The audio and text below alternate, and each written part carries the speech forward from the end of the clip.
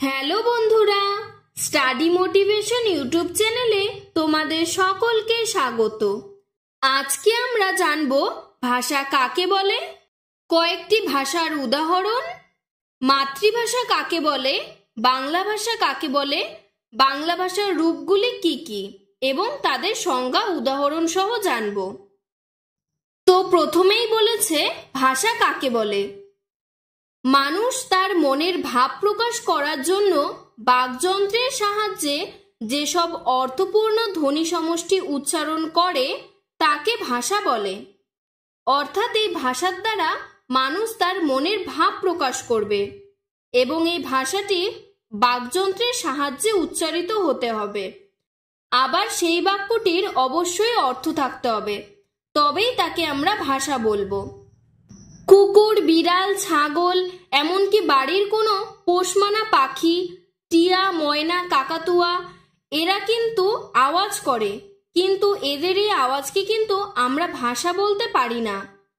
ঠিক তেমনি কোনো মানুষ যদি বলে থাকে না আমি সেখানে আজ যাব, এভাবে উল্টাপাল্টা করে যদি কোনো শব্দ বাক্যে রূপান্তরিত করতে চায়, তাহলেও কিন্তু আমরা তাকে ভাষা বলতে পারি না, কারণ এই বাক্যটির কোনো অর্থই নেই।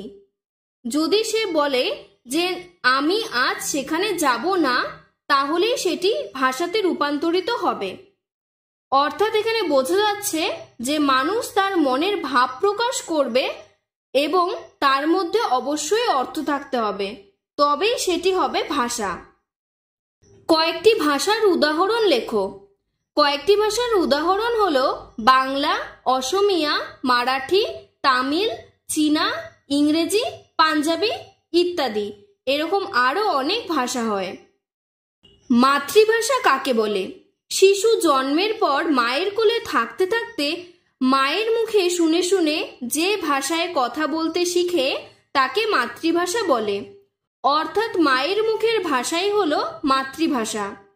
অর্থাৎ কোনো মা যদি বাংলা ভাষাতে কথা বলে, তাহলে তার শিশুও বাংলা ভাষাতেই কথা বলা শিখবে।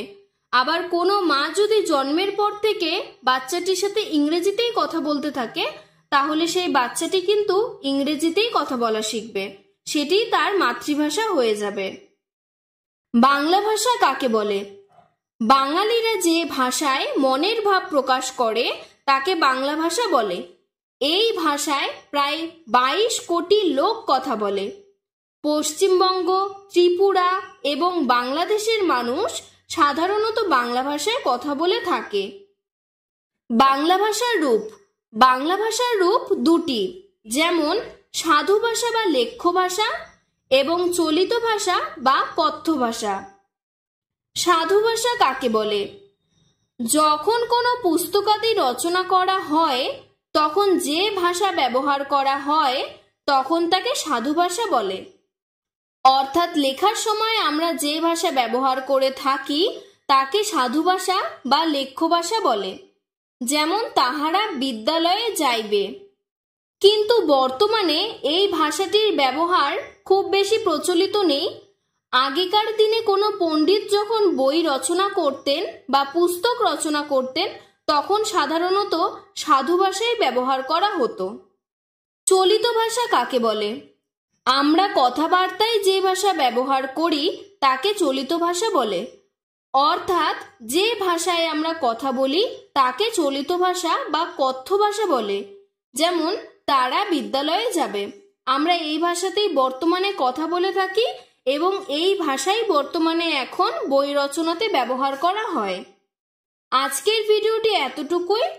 তোমাদের যদি আরো এরকম অন্য কোনো ভিডিও প্রয়োজন হয় আমাকে কমেন্ট বক্সে জানাবে এবং ভিডিওটি পছন্দ হলে লাইক করে চ্যানেলটিকে সাবস্ক্রাইব করে দেবে। ধন্যবাদ।